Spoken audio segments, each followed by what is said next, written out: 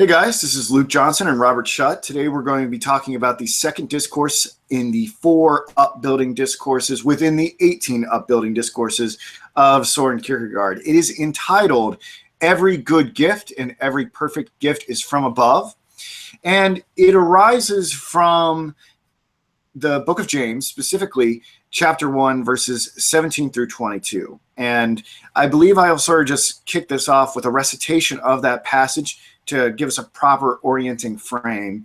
And then I'm going to have Robert maybe do some response to that. So let me go ahead and do that.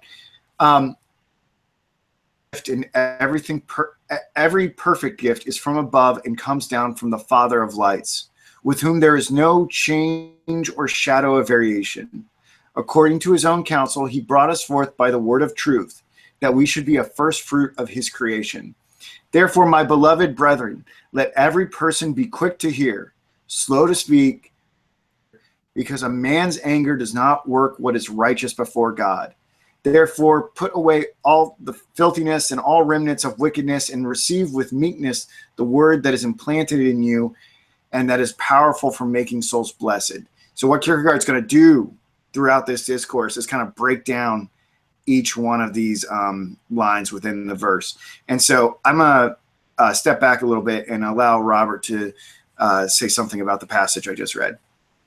Now, what's interesting is that Kierkegaard doesn't always attack everything straightforward. He certainly doesn't seem to attack this verse straightforward, where most interpreters will take it verse by verse and then give you their authorities and their references, but he doesn't exactly do that. He kind of brings us in different places. One of the places he brings us is way back to the first story in the Bible about Adam and Eve. I was discussing with Luke that if we had begun this podcast as saying we're going to discuss the story of Adam and Eve, we might lose a lot of listeners thinking that we're going to discuss a child's story. That's mostly what people think the story of Adam and Eve is simply a child's story. But in the hands of our friend Soren Kierkegaard, it's no child's story at all. His intuition into the story takes us into a psychological drama, actually, that opened my own eyes personally to begin to look at some of these biblical stories in a much deeper way.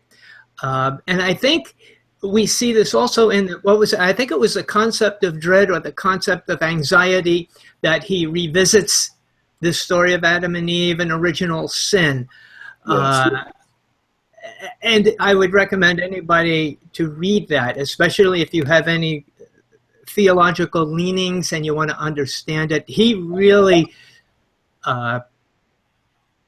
tears into it and gives us a lot of insight that I think is very valuable.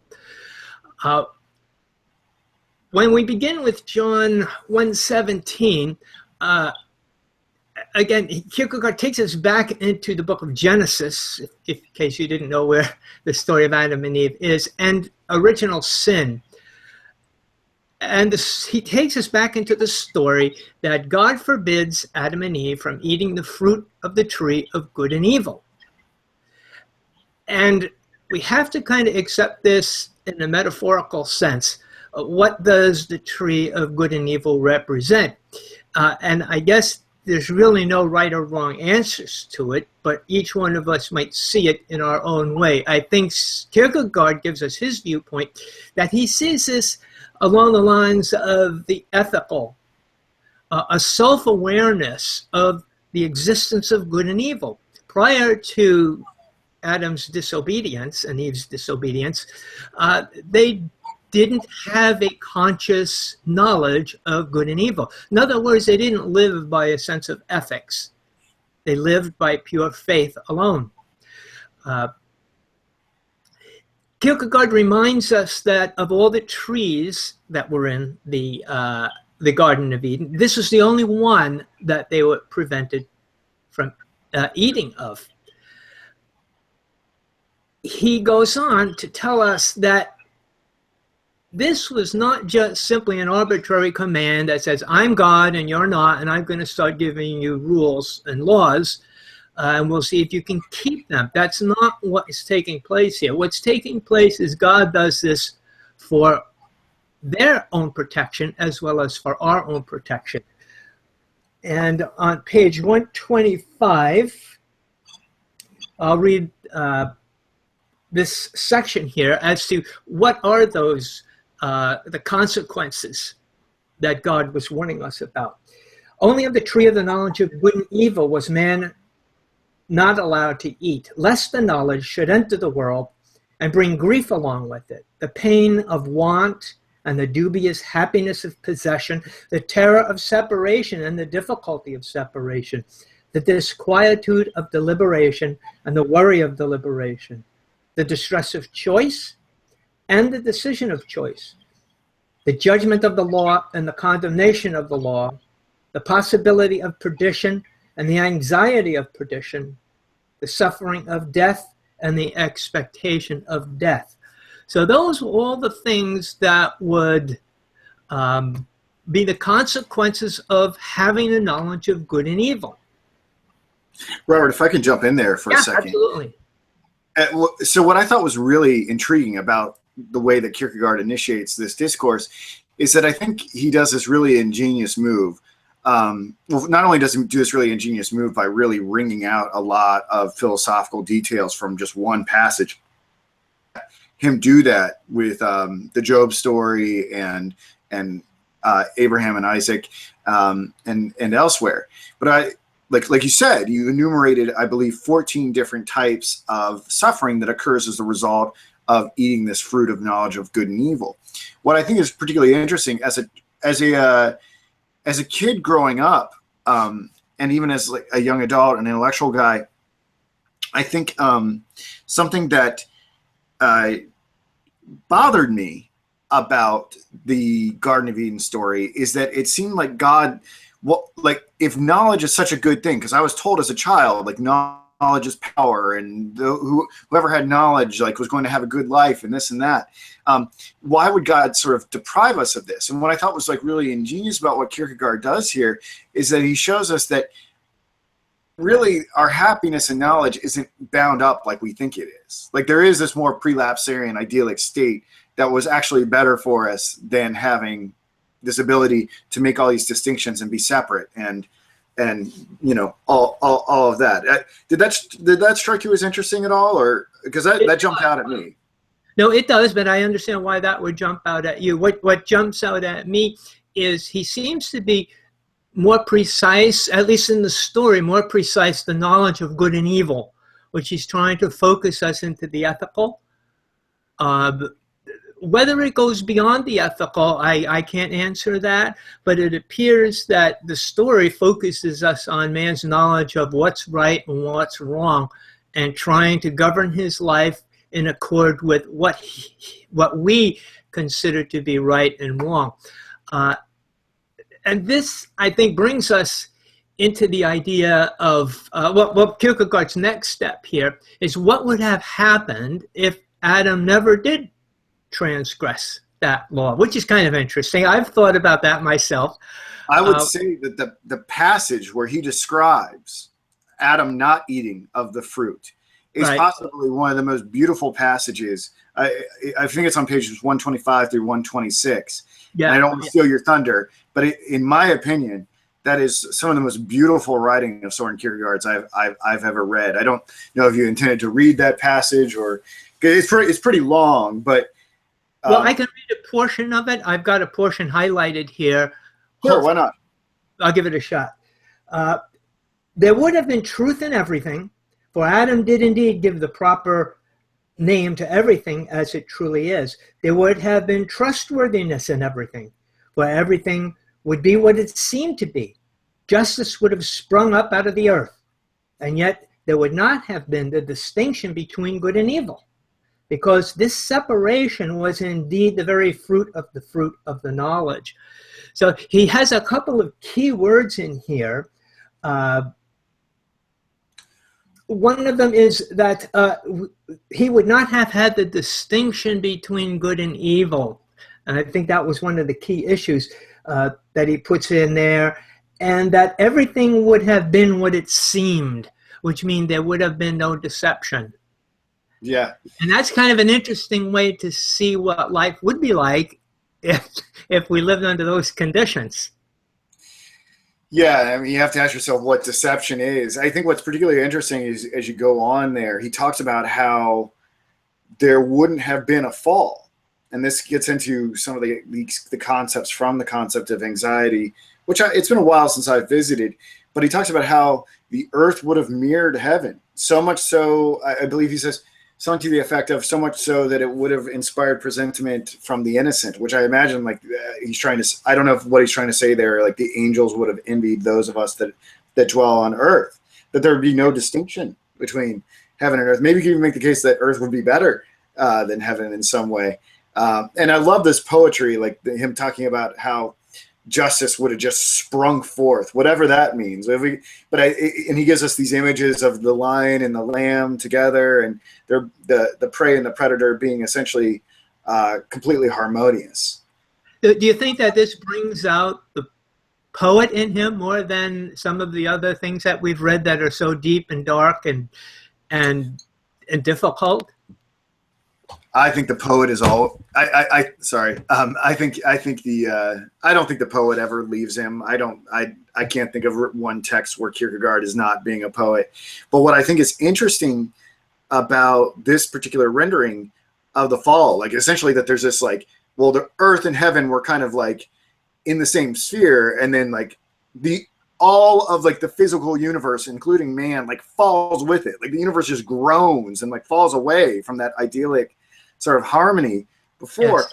And what's interesting, counter like an Augustinian, what I understand to be sort of a genetic transmission of sin, it seems like Kierkegaard is working off this understanding that not only does the earthly realm fall once that law has been transgressed, but then the fall is reenacted within each individual, not at the outset, not like in the cradle, but it seems like what he believes the arc of the human personality to be, that we're all sort of enjoying our own personal Eden and then experience a fall. Whereas I think someone like Augustine view it more like that even infants would be infected with sin. And I don't know, I'll ask you something that I wonder if that was partially motivated by what he saw as the corruption in the Lutheran Church. I know he was one of the things that he was very upset about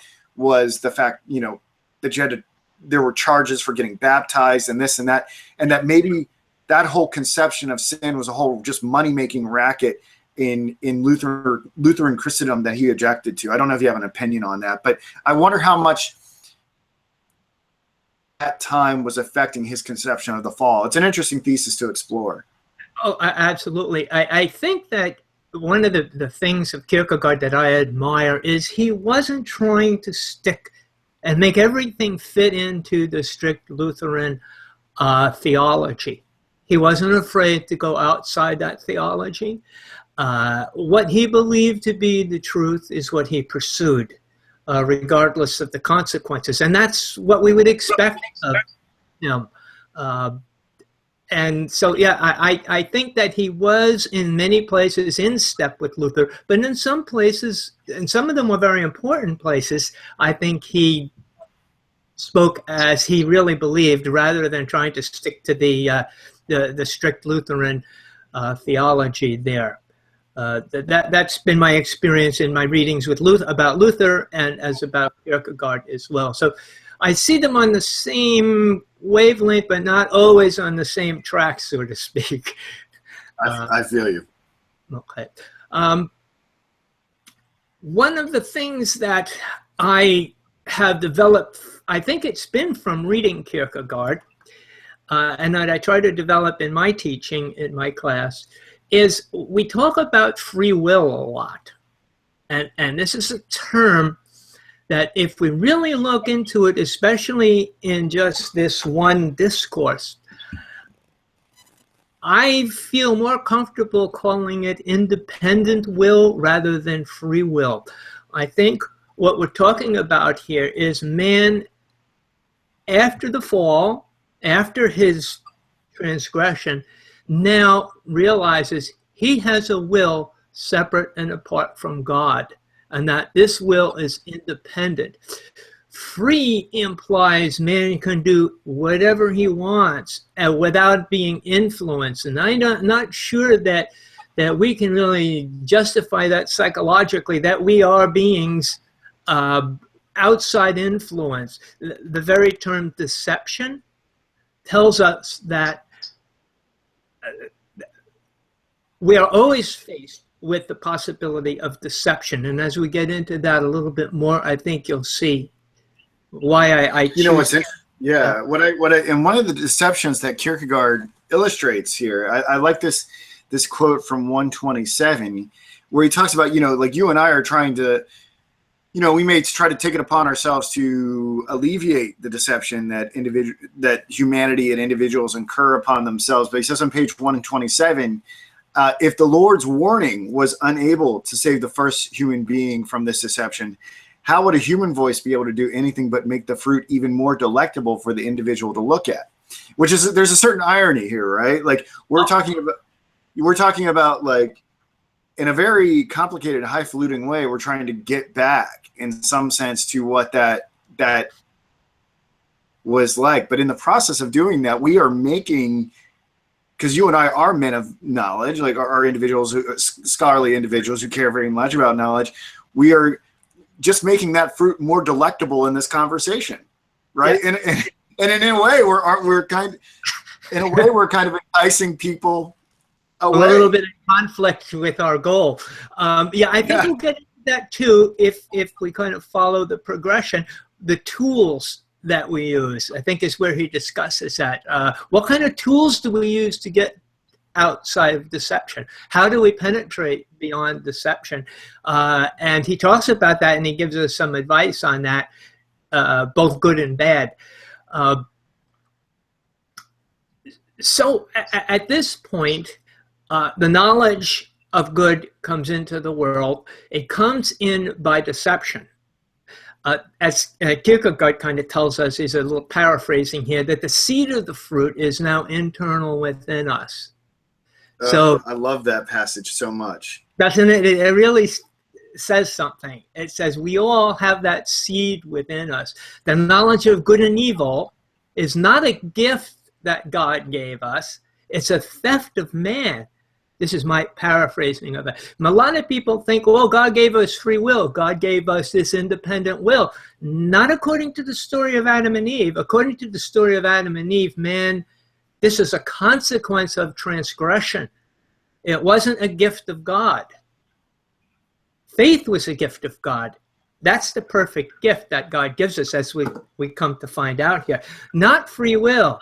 And this really turns a lot of theology on its head that's based on man's free will and pursuing God as opposed to God pursuing man.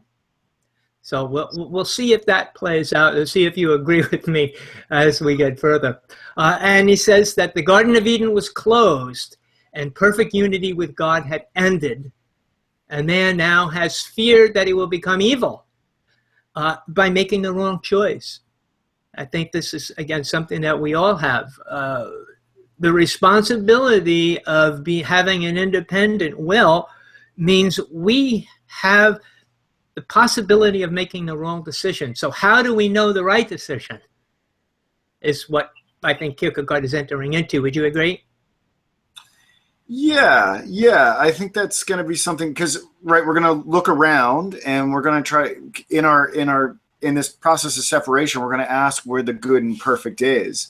I just want to check. You're hearing me okay, aren't you, Robert? I am. Yes. Okay. I had a brief breakup there.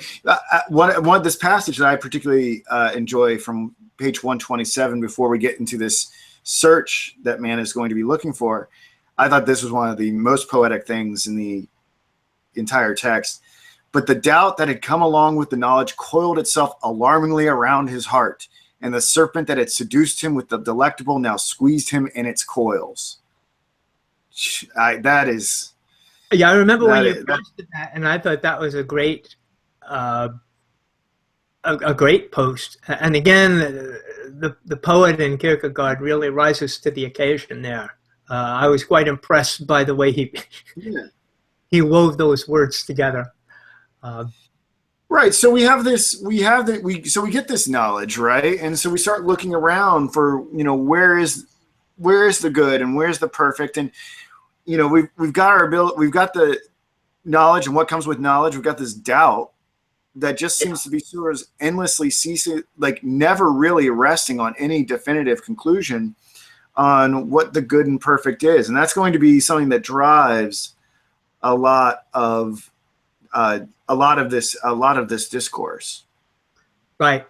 I think that the basic element here, as I read the story, is that knowledge of good and evil, let's call it just ethical knowledge, distracts us from our divine unity. When we try to live by choices that we make rather than by faith,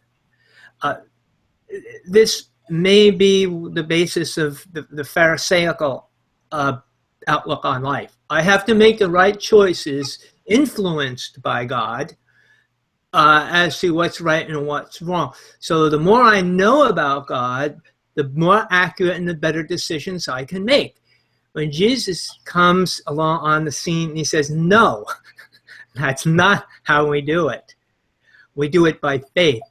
We have to get out. We have to stop trying to see unity with God as something ethical, and we have to see it as something holy. And as we get in a little bit more, I'll try to defend my point of view there. Sure. Okay. Yeah. One of the warnings is that we shouldn't place knowledge so high because it creates that conflict, more conflict than it creates peace. In other words, it creates more dilemmas than it actually solves. That's been my experience with philosophy. And philosophy has made a lot of inroads, and it's helped me to organize my thoughts, organize my thinking. But if we take any particular philosophy, have we really resolved any dilemmas? Or have we not created more dilemmas? I don't know. This is something that I think about a lot because I see the anguish in individuals who subscribe to some sort of particular secular philosophy, whether it be Kantianism or Hegelianism or Aristotelian thought. It does seem like these individuals are, and I don't mean to be pejorative in this way, but like it seems like it's like kind of like a house of cards or like a dike that keeps springing leaks or whatever. That something that must constantly be sort of maintained from objection. And Kierkegaard talks frequently that individuals are waiting to be saved if just like the final piece will fall into place, whether it's like this giant Jenga puzzle of philosophy but saying all that, and maybe that was the case when I was a younger man before I had my own conversion experience to Christianity or something like that. Philosophy doesn't keep me up anymore. Like philosophy in the pursuit of knowledge doesn't make me restless anymore. So it seems like to me, it's not necessarily that philosophy in and of itself is bad. It seems like it's when philosophy has completely run amok and trespassed into areas that it has really no business participating in. And that's not, and I think Kierkegaard in a way is a continuation of the Kantian project by saying, okay, by delimiting the boundaries of what philosophy and reason can handle. And so there's still so for me personally, philosophy isn't problematic because I see it as a life-affirming activity that allows me to disclose my Christianity to other individuals. But whether or not a certain postulate or theoretical system or general philosophy is right or wrong doesn't mean anything, because my whole identity is predicated on belief in Christ, not whether or not something is objectively true. And would you say that's because you have a different center now than you had before? Yeah, and that's why I think it's so important that individuals be exposed to Kierkegaard and that we do the work that we're doing right now, because I think Kierkegaard showed me the way with that. Yeah, and in my Bible teaching, I use philosophy in my class. I use Lao Tzu. I use great quotes by great men. It doesn't lessen their value at all. It's just simply we come from a different center. We see those quotes as hoping to point people in the right direction rather than to be the solution themselves. So I think we see eye to eye on that. Well, didn't even Jesus even argued with the rabbis in the temple, did he not, when he was young, right? Oh, he did. He did. And Paul even quoted some philosophers as well at times. So it's kind of interesting. It's not, like you said, it's not that philosophy is bad. It's just that exactly what you said. We need to keep it within its boundaries. And I guess we probably can leave that at that point. But next now, Kierkegaard quotes from Matthew 7, chapter 7, verses 8 through 12. He takes a comment by Jesus. He says, for everyone, and this should be familiar to some people here, for everyone who asks receives, and he who seeks finds, and to him who knocks it will be opened.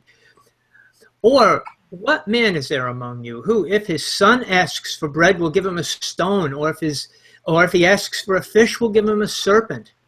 If you then, being evil, know how to give good gifts to your children, how much more will your Father who is in heaven give good gifts to those who ask him? Therefore, whatever you want men to do to you, do also to them. For this is the law and the prophets. So, this is great. Yeah, and then Kierkegaard pulls out this verse here. If you then, being evil, know how to give good gifts to your children. And he spends a lot of time on this one, saying, what does that mean? How do we justify that verse by saying, if you're evil and you give good gifts, how then do we understand this as the Father giving good gifts? Is the Father just as evil as the man then? Right. So I think we've got to take some time to play out the ambiguity here, because he says that children will understand that. Like if I were to go to like a 7-year-old child and be like, hey, like your dad takes good care of you.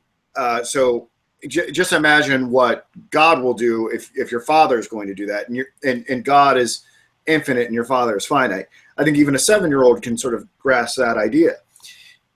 But then he says that this metaphor becomes very disorienting and complicated for an individual as it grows older because of that clause, if you are evil and yet do that. And why is that? Why would people get so tripped up on this, right? Yeah, he tends to deconstruct the verse, saying, well, what if we read it this way? Which is kind of interesting. What if I think he calls it the reversal. What if we take it from the reverse way that we might normally think it was intended? And he comes up with, like you said, this difficulty here, this conflict or paradox.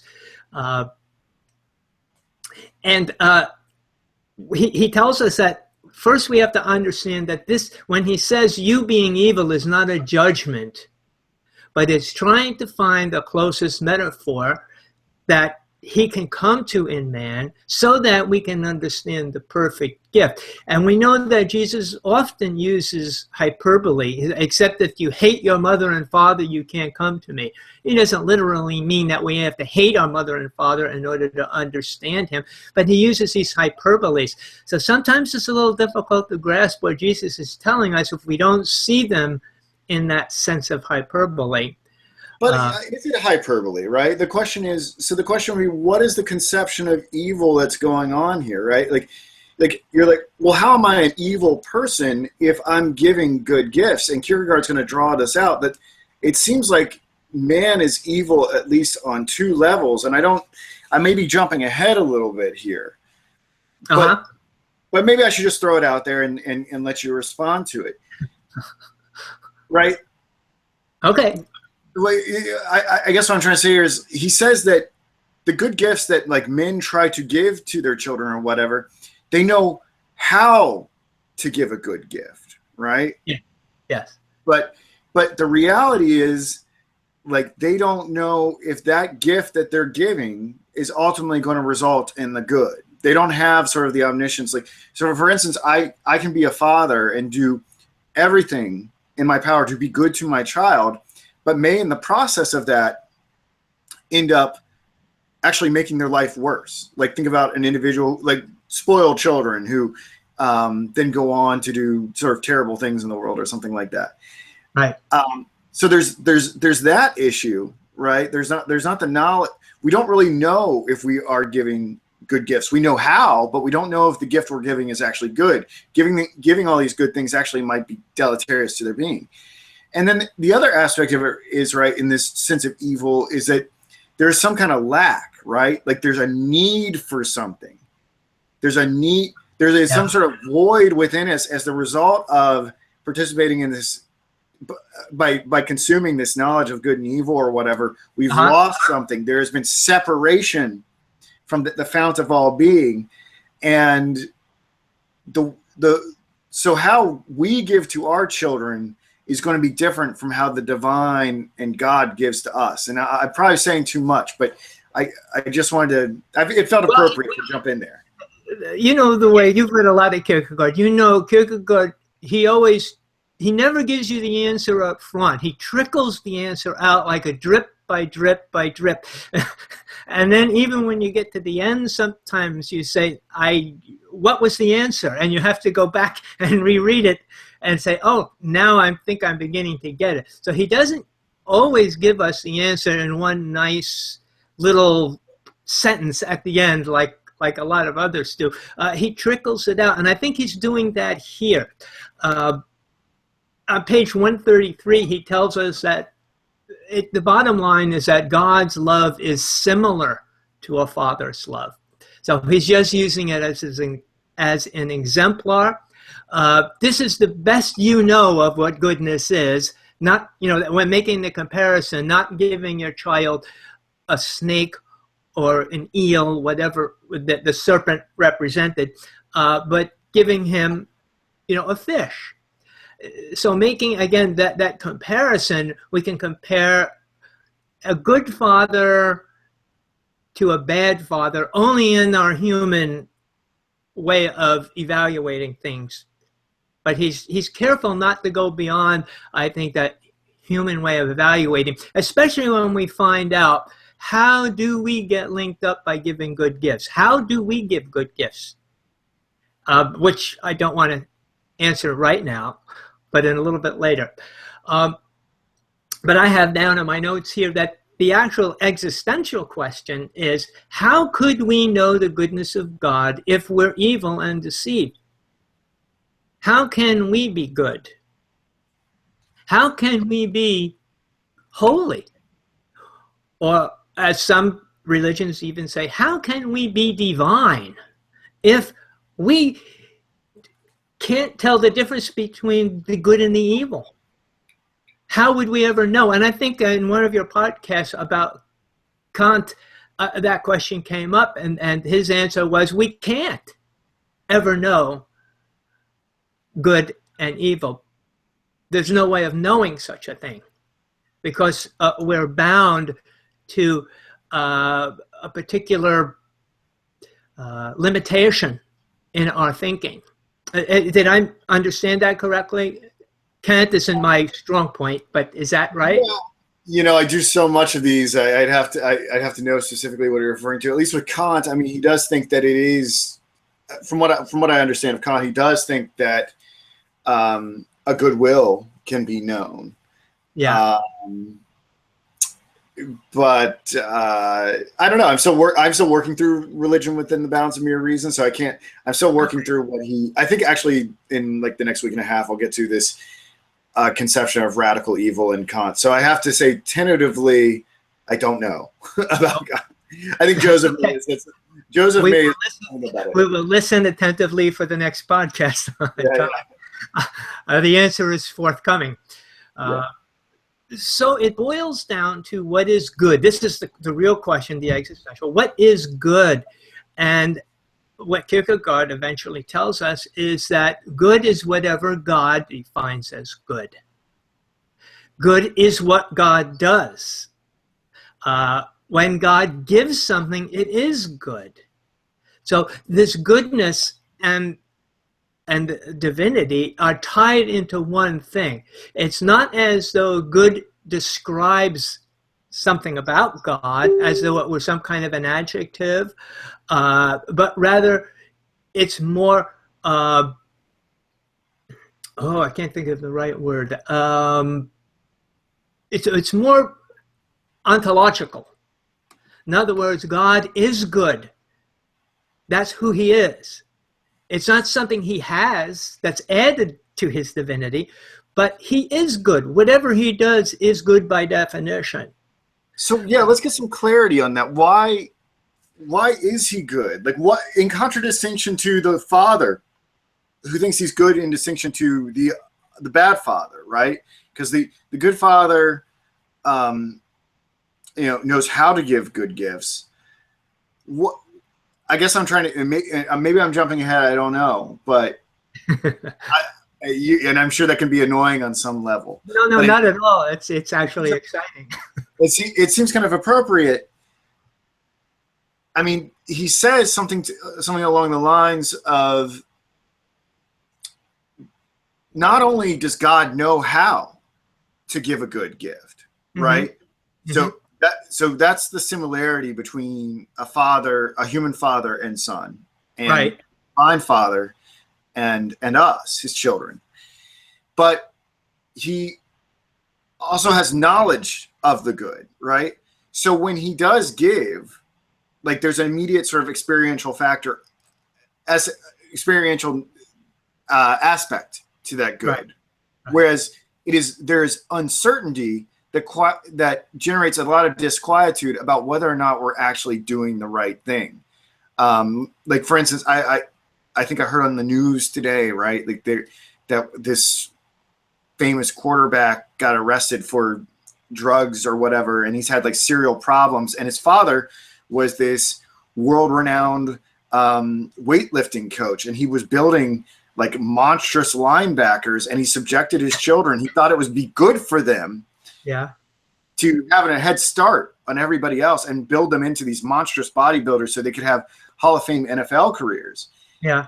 And he was very meticulous about their diet and everything like that, wouldn't allow them to have Big Macs or anything like that. And he totally robbed them of their childhood. And like this athlete who had everything in the world has thrown it away because of some sort of lack, or the father giving the wrong gifts, not having the knowledge that doing what he thought was good would lead to this outcome where he has a drug addiction now. Mm-hmm. So I think we have to say that, like, so God, I guess, just to bring it home, God has knowledge of how to give the gift and knowledge of the goodness of that gift. But there's more to it too. He doesn't just, the gift that God gives is not only the sort of experiential aspect, which we can sort of address and talk, maybe we can describe it the best we can, but he tries to fill that other fundamental lack that humans have as a result of the separation from eating that fruit. There's this need for the perfect and the good within mankind. I guess what I'm trying to say here is that somehow God has also implanted that condition, that need within us for the experiential good that he brings. Let me skip down to that then, to the condition, because I think we're probably ripe for that. So what is the condition that makes the gift a perfect gift is what we might ask. Need doesn't necessarily make it a perfect gift. And Kierkegaard uses hunger, I think, as an example. Since a person is hungry, that's not a sign of perfection. That's a sign of imperfection. And I guess what he means there is that the perfect person would never be hungry. He'd always be filled somehow, miraculously maybe. I'm not quite sure if I understood him correctly. Would you agree with that? about. I don't know. I think the do you have a passage? Do you have a passage in mind that you wanted to look at? Ooh, I didn't write the page number down on that. But he talks about hunger is an imperfection. Food, then, which satisfies that hunger, is also imperfect. So it's an imperfect thing fulfilling an imperfect need. Right. And my understanding is that what makes a person perfect is the participation in God and the good. So like even if you were to have some earthly need met by food, water, or something like that, there isn't necessarily sort of perfection in that. Perfection is going to be sort of a refining process that refers itself back to God. That was my, say on 134, it says, what earthly life does not have, what no man has, God alone has. And it is not a perfection on God's part that he alone has it, but a perfection on the part of the good that a human being, insofar as he participate in the good, does so through God. So my sense of that was that there could be some sort of perfection achieved as the result of having this void of God and then resorting to God to sort of fill it. Yeah, and just to elaborate on it a little bit, God is the gift and God is the condition. He's both. The idea is, how does he create the need in us? And we may have to go into some of Kierkegaard's other works to get this, but it's standing before God's holiness that makes us aware of our need.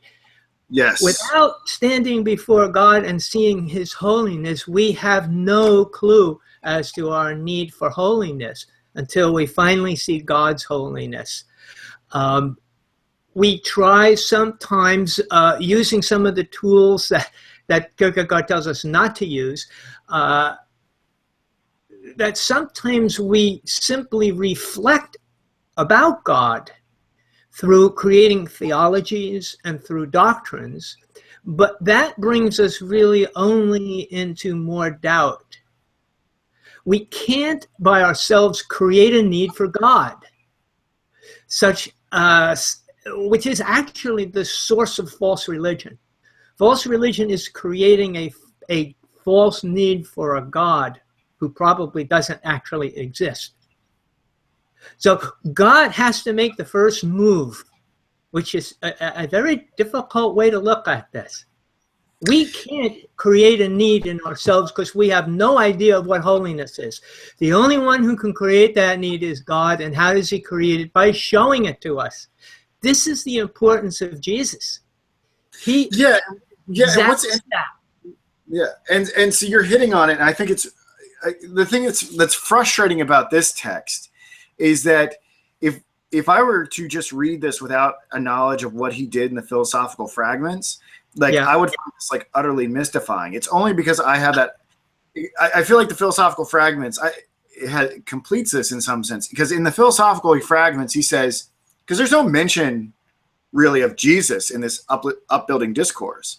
There's a lot of talk about God, but around the same time, Kierkegaard is working on the philosophical fragments and maybe perfects the idea. But there he says, Christ as teacher brings the condition for the truth and the truth. And the condition for the truth is to illuminate the sinfulness of mankind.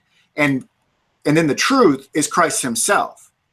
Now, exactly. So it's like you're saying, right? So it's the encounter with the divine that reveals the utter lack of holiness and the total need. But it seems like even without mention of Christ here in this upbuilding discourse, the individual is aware of a profound lack.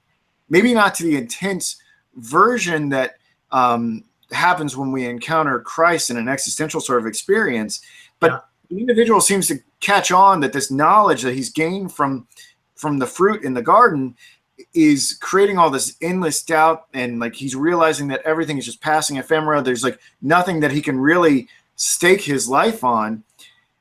I guess I guess what I would say, if I were to look at this from like a Kierkegaardian sort of stage theory perspective or whatever, is that that the individual who really tests the limits of knowledge enters into sort of an immanent despair, a despair of knowing that he can't really know anything, something that I think Socrates ultimately tasted and was aware of, and perhaps why he was kind of okay with death. Yeah, because he knew the limits of what his knowledge could acquire. Now that's probably a deviation from that story a little bit, but yeah, I don't know. I have trouble here because I don't know how much to scrutinize the text here, like just by the words that it says, versus but bringing in that outside knowledge, because I'm not sure it stands enough on its own to really give us those insights. Well, sometimes people like Paul are knocked off their horse by, a vision, but sometimes people come to this understanding slowly. And sometimes it comes about through such strange ways, but it comes to the same place. We are having a strange awareness of being estranged from God. In other words, we know something's wrong. Right. But we don't know what it is. But we just know this can't be what God had planned. Something's missing. Otherwise, you wouldn't see like the whole like global arc. I mean, I don't know what the statistics are. I mean, you see religion appear all over the world as a result of this feeling. And that's man seeking to fill that gap. But none of that is any good. And even in a sense, if Christianity, and as it was preached in Kierkegaard's day, I think he was saying, even this isn't any good. Taking babies and baptizing them for a fee makes you a Christian, or you're a Christian because you're born in Denmark. He's saying this isn't the same thing as being drawn to the holiness of God. And that's one of the things also that I think is extremely important to emphasize. That's what I emphasize in my teaching, is that God draws us to his holiness. His holiness is something that draws us to him, or it repels us. But right. That's what the whole thing is all about. That's the calling. He calls us not by words of holiness, but by being holy. Right. And that's where the condition and the gift come together in Christ. Well, I think what's interesting, and if I can just sort of add an addendum to what I said earlier, this experiential aspect or whatever, the reason why the analogy breaks down between father and son. So going back to that father and son scenario, the father knows how to give a good gift, but he doesn't know if it's actually good because he doesn't know what the consequence of it may be. His son may end up being a failed NFL prospect that is smoking meth behind a McDonald's or something like that. Yeah. So he knows how, but he doesn't know if what he's giving is truly good. And then there's that lack or whatever. God knows that he gives us that condition that I guess ultimately causes us to suspend the doubt and the knowledge and pull before him directly. And God knows how to give a good gift. That's what he has in common with the human father. But the reason why God knows the good is because God is the good. Absolutely, yeah. Yeah, that's the ontological side of it. Yeah. Yeah. So like God knows the good because God knows that it is him himself. And when we draw before him and overcome that lack, then there is a completeness, a meekness, and we'll hear this a little bit later on. It is transformative in nature. It makes us, I'm jumping ahead, but slow to anger. It makes us listen and hear better. And he even talks about how it will reveal hidden mysteries to us that we couldn't have in any other way. And we may want to talk about what those hidden mysteries may be. Yeah. But I think I was kind of floundering around there for a little bit, trying to explain the differences between what God gives, what the human father gives. I think that, does that clear some stuff up, or would you like to do a more precise job with it? I think sometimes we all flounder a little bit in order to discover the answer. I certainly flounder a lot. Trying different ideas, different things, what fits into this, and you, since you have a vast knowledge of Kierkegaard, trying to look back into some of his other writings and reflect on them, you probably see some of those other writings maybe meaning more now. The more you read, the more they mean sometimes to you, or the deeper you are able to look into them. I know that's how it works for me with him. Yeah, I mean, it's limitless. I think the big thing is I can see his evolution. I think the thing is, we tend to look at these philosophical figures as behemoths that can never be challenged. And I think in this work right here, like, there are a lot of dangling questions that he obviously still has to work out in the philosophical fragments and elsewhere. Yeah. Well, I guess the more acquainted I become with these works, I'm starting to see the evolution of Kierkegaard. Yeah, that was interesting. When I first started to read the 18 Upbuilding Discourses, I was kind of really taken aback by all, like I said before, all the seeds of knowledge that he had in here that he used later on to just kind of take them and run with them and give us deeper insight into those ideas. Now these are like little seeds here kind of growing. He puts these ideas in our mind, and then he gives us a more full-bodied explanation later on in some of his other books. Is that what you see as well? Yeah, definitely. But something I'm thinking about here is we're trying to diagram what the condition is and what the gift is and what God has, what the advantage that God has over like the human father. Is the thing that I'm struggling with the way that the condition is portrayed here is that it doesn't seem like God gives that condition. That condition seems to arise as the result of our disobedience, unless it's somehow the result of God's justice. Whereas in the philosophical fragments, like Christ provides awareness of our sinfulness and the chasm between our lowly stature and his holiness. I'm not really sure. I guess I'm kind of curious how God gives that condition in this particular discourse of the 4 Upbuilding Discourses. I think some of the mechanics of it are left out, I feel like I'm connecting the dots as a result of philosophical fragments.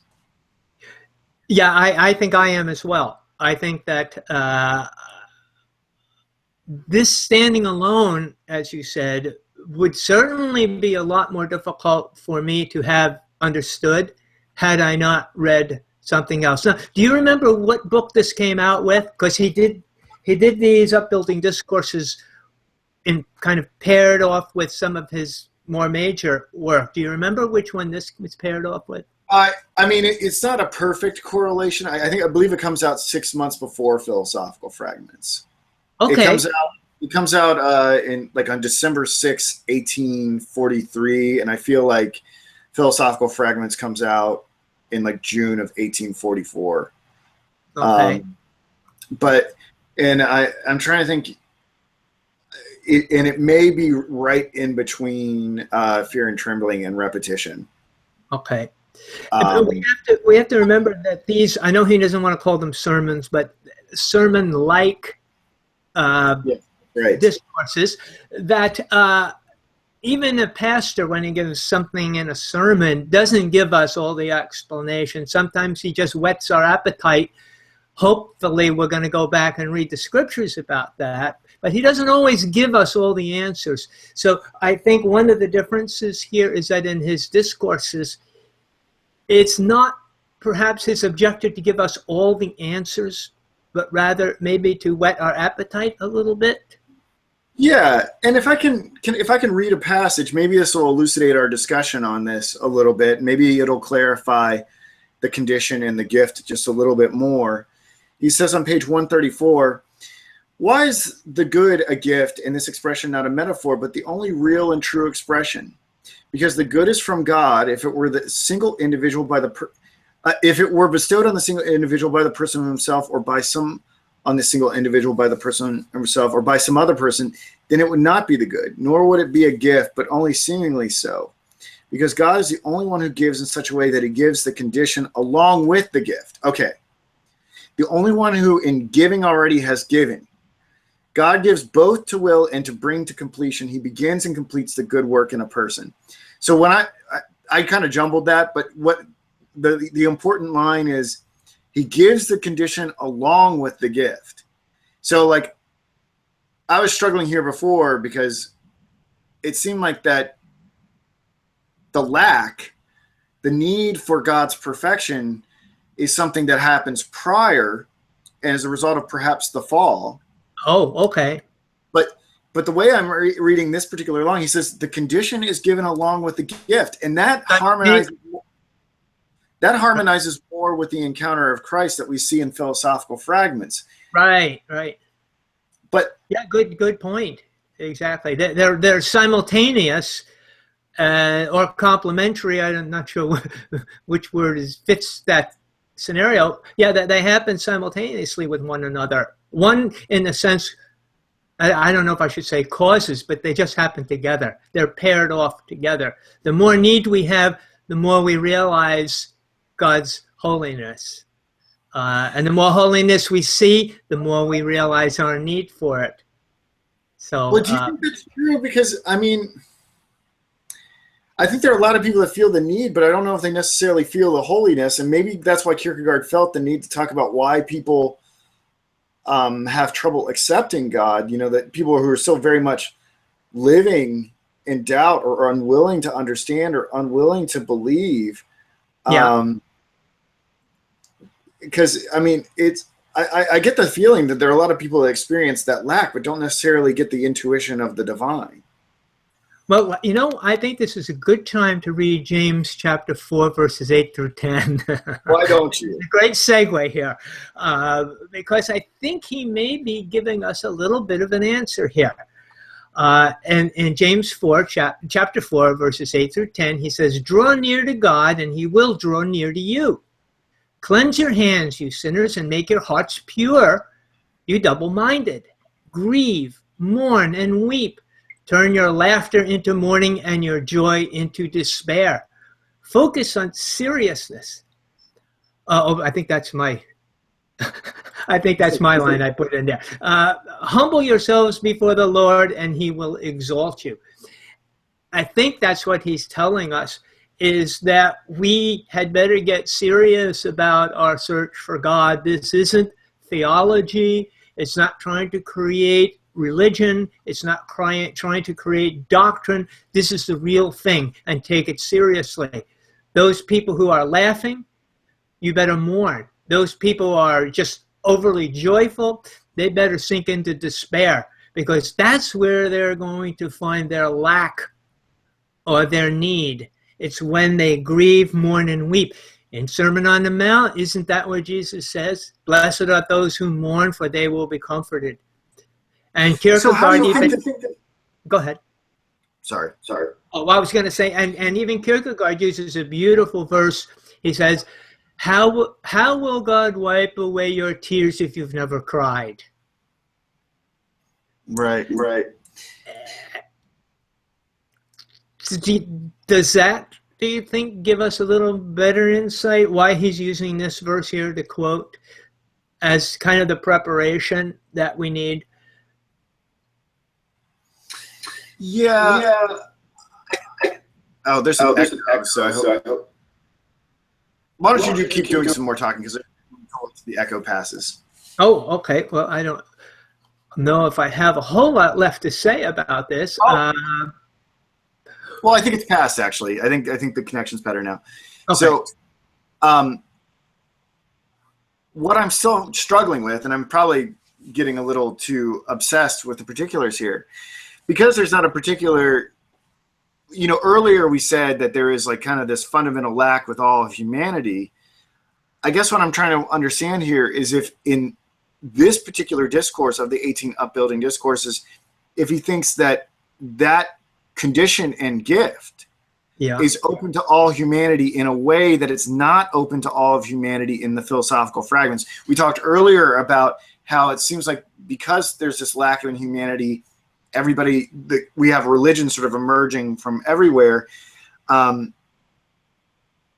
wonder how this complicates the picture, because in philosophical fragments, you've got like the only way you can experience the condition of knowing your sinfulness in that gap between you and Christ is for to have the encounter with Christ. But here it seems like the possibility is open that individuals can be aware of that lack and the holiness outside of Christ. Okay. It seems possible. Yeah, it may be that we're trying to solve it with some objective answer as what are the conditions, as though if we know the conditions, we can then fulfill the conditions. But rather, Kierkegaard is telling us these are subjective qualities. They only appear when you meet God. They only appear before God. It's not like you can prepare yourself. You can really do something, do a little homework and get ready and say, okay, God, now I'm ready for your holiness. That would be kind of an objective answer. But the subjective answer is it's in the relationship. How do you form a relationship with somebody? It just happens. It happens.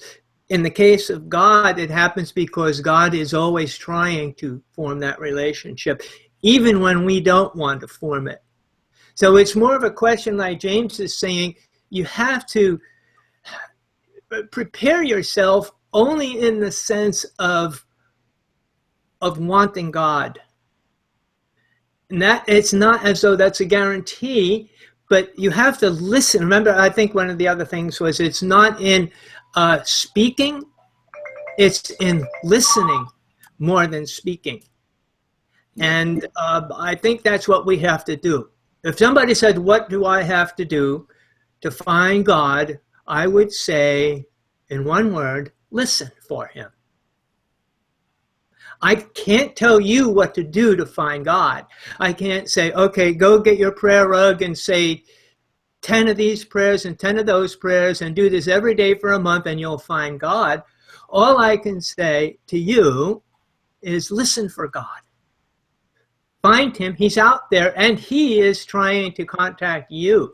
I think that's the basis of our Christian faith, is God's movement to man rather than man's movement to God. Does that ring true with you? On some level,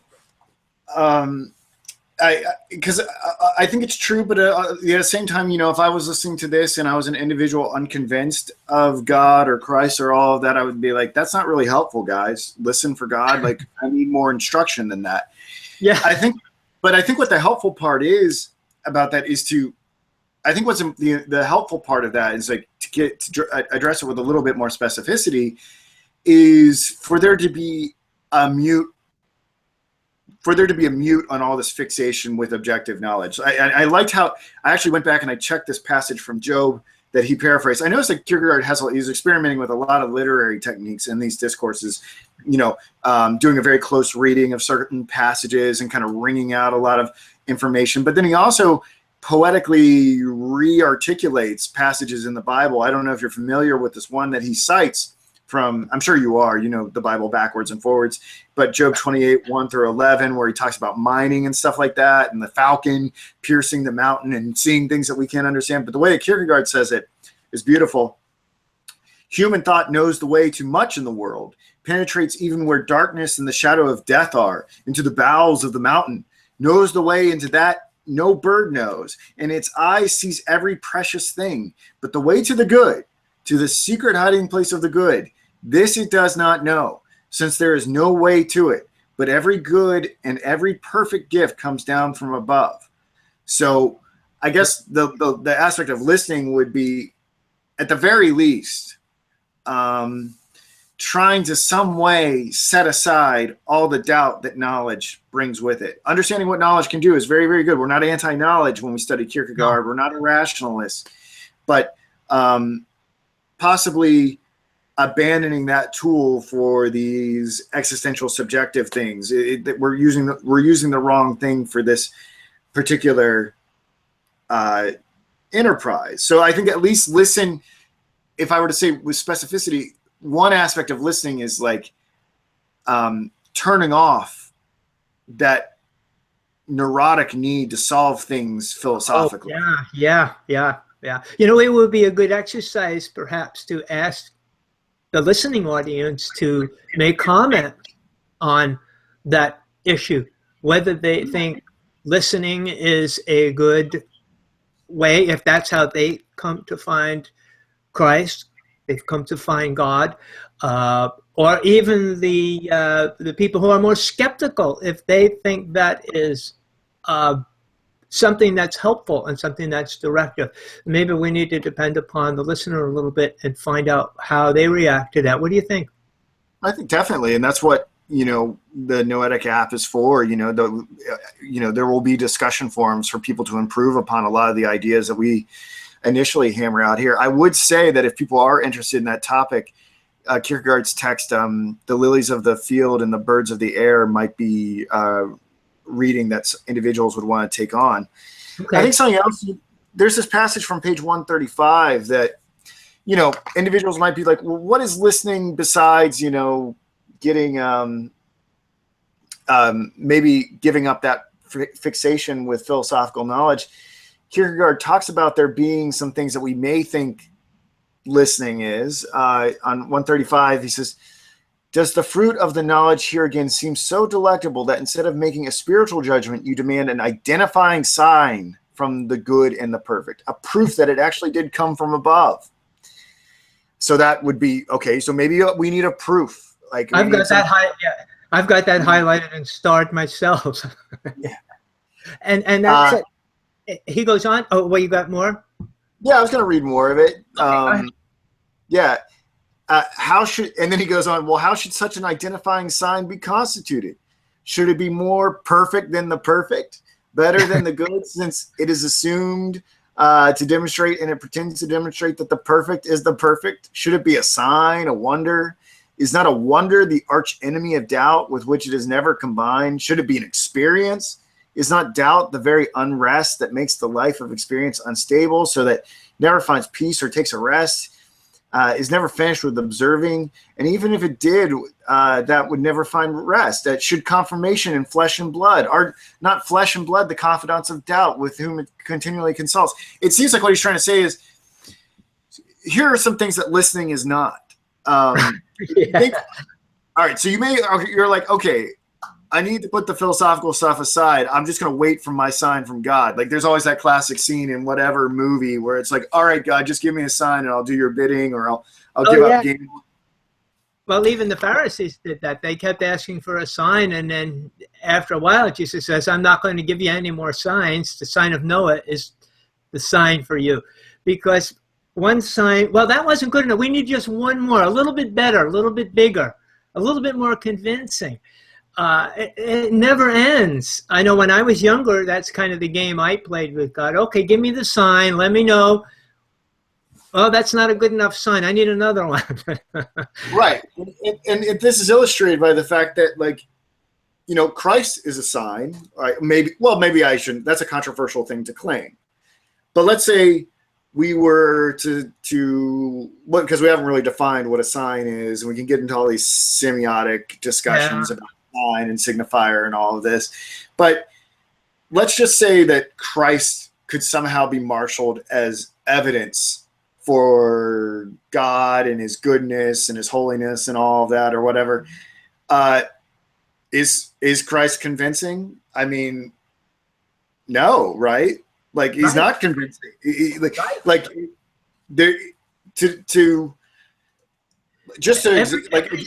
Every sign seems to have an inbred doubt. Yeah, like if Christ came today, right? Yeah. And he resurrected, and we all caught it on our cell phones or whatever. Would that definitively prove that that Christ was the Son of God, that there is a God, would that silence everybody? Sounds like a government conspiracy to me. Yeah. And I'm just, I think there are a lot of people who are like, why did Christ come 2,000 years ago? Why not today when we have like TV cameras and this and that? I guess what I'm trying to say here is you could make all sorts of inferences. You could paint Christ as some sort of magician. You could say that he was demonically possessed. Yeah. There's not, just because like Christ resurrects and performs miracles and stuff like that doesn't necessarily lead you to the conclusion that he has to be the Son of God. Even if he was on a reality show. Let's say he was on Big Brother, right? No amount of footage is going to prove that Christ is the Son of God. No, but you know what proves it for me? What about? What he said. No man has ever spoken like that before or since. That's for me, when people say, well, how do you know he's the Son of God? Just read what he said and then tell me you don't believe it. That's what convinces me. It just overwhelmingly convinces me when I hear the holy things come out of his mouth, the wisdom that comes out of his mouth. I've never read it anywhere, and I've read a lot of philosophers and a lot of what would we call them? Other religious leaders. I've never heard anybody speak like Jesus. Yeah, but then okay, we're back on the air. We had a little technical difficulty there, but I'll splice that together. I think we just had like one little thing that I wanted to cover here at the end, and I think it's important to hear this. When we do hear, we were trying to figure out what to hear, and we were talking about how signs and signifiers can't really encapsulate the divinity of God, that they're never going to be satisfying enough. And that really when we let the word, and you were saying this to some extent, and I guess I counteracted you, but you're right on some level. It's not just like, I guess what I'm trying to say is we really have to do a deep listen, a deep hearing when we listen to scriptural word and allow that to be sort of assimilated into our being and not just treat Jesus or God as some sort of ultimate philosopher. I think if we can really assimilate those words into our being and draw closer to God and put the doubt aside so that we really do come before God, Kierkegaard is going to tell us that we will be slow to anger and we'll be sort of transformed by this process. We won't work any sort of unrighteousness before God. We'll have meekness. And he says something along the lines that we will like discover some things that were hidden to us before. And I guess the last thing that I wanted to talk about is that in the process of drawing before God and cutting out all this rigmarole and babble and philosophical nonsense that gets in the way of addressing our need for atonement and connection with God. Mm-hmm. If there's anything to be said, if you could maybe expand or enlarge upon this transformative activity that makes us meek and slow to anger and not so interested in wrath. I don't know. It's one of those things that's obvious, but also I feel like it should be drawn out a little bit. I don't really have a particular direction I want to go with it, but I think it's true. I think it's true. Like I see people who have really dedicated their lives to the imitation of Christ and have really assimilated those words into their being, is that there is a calmness and steadiness. That doesn't mean that anger is never appropriate, but I guess maybe I wanted to appeal to you to say something about the transformative effects that knowing God does to us and how it makes us slow to anger, helps us conquer that. Yeah, as our faith becomes stronger, as my faith becomes stronger and stronger throughout my life, it alters how I see events in my life. The way I used to see it is much more segmented. Well, this is God, this is the devil, this is me, this is, I would just kind of spread the blame out to everybody else. But the more faithful I become, the more focused I am on God. And I'm not looking for explanations for it anymore. I'm looking to learn how to be more faithful. I'm looking to learn how to love God more. I'm asking God, what do you want me to do? What can I do? How do you want me to respond to you, God? So my center is becoming stronger and bigger. And I guess one way to metaphorically speak of it, so that I see things more centered around my faith in God than I ever have before. And everything I see is kind of forced into those categories, and Kantian categories, if you want to call them that. But everything I see is seen through that vision. And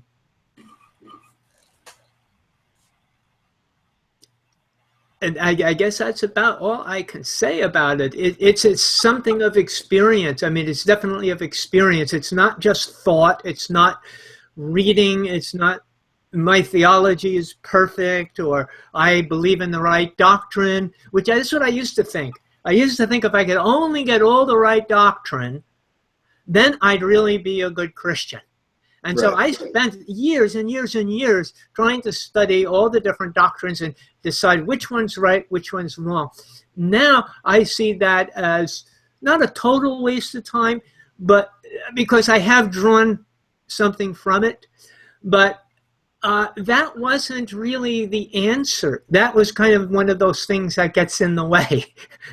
Well, I think Kierkegaard would say that the knowledge, what we have to do is we have to have this shift where the knowledge is not constantly calling into question God's existence or what theology he endorses, but that we look inward and that we recognize that everything is sort of ephemeral, all these thought castles, our understandings of God, everything around us, and that knowledge can give us an insight into limitation that hopefully will cause a setting aside of it and this drawing before God. And I think what Kierkegaard's trying to describe here at the end is the experiential aspects of being slow to anger, the meekness. I'm trying to think about some of the like that. These are some of the characteristics that are God as gift. When God is in us, these are some transformative effects. Like trying to give it some of the qualities of what that goodness is. What I've also noticed recently, within the last couple years, maybe 5 years, my focus has changed from my holiness and my desire to be holy to God's holiness. So I'm looking more to see God's holiness now in my life than my own. So my goal has somewhat changed. Yeah. I don't know if I can explain it even. I don't know if I can find the words to explain that change of paradigm for me. Do you understand that? I do. I mean, on some level, I think you understand it on a more profound level. I think my own sort of transition in this existential communication between myself as an individual and divine is, for me, it's a constant it's a constant lesson in humility. I was never a very religiously strident individual because I don't think I ever really properly integrated my life with the divine. Although I desperately wanted to seek it out through philosophy and things like that. I was more of I was an intellectual, artistic narcissist, and I mean, really, I guess it's still at work today. I mean, I'm so narcissistic that I'm building a social network, right? It wasn't good enough to have like a lot of friends on Facebook. I got to go and make a whole other. But you didn't name it Luke's social network, so you're not a total narcissist. Right. I'm trying to use my narcissism for good ends. But I would say that where I am with that transition is that I'm still very much in a place of meekness and trying to master any sort of superiority or inferiority complex or whatever. But hopefully I can fully understand my humility and dwell more on the holiness aspect like you do. I still have a ways to go, I think. Well, we all do. We all do. Right. But Well, I think we're a work in progress, as we like to say. Yeah. Well, I think we did a good job, Robert. I'm gonna probably bring this one to a close, and you and I can powwow. I've got some Kant and Hegel stuff coming up next week, so I'll have to look at the calendar to see. But I think we should keep going with these 18 upbuilding discourses. As long as you'll have me, I'll keep doing what I do. Definitely. So let's bring it to a close there. I'll edit this and get it up on YouTube and on the app and for everybody, and we'll look at our calendars here over. We'll look at our calendars. But thank you so much for your assistance waiting through this text. Thank you. All right, I'll talk to you soon. Okay, bye-bye.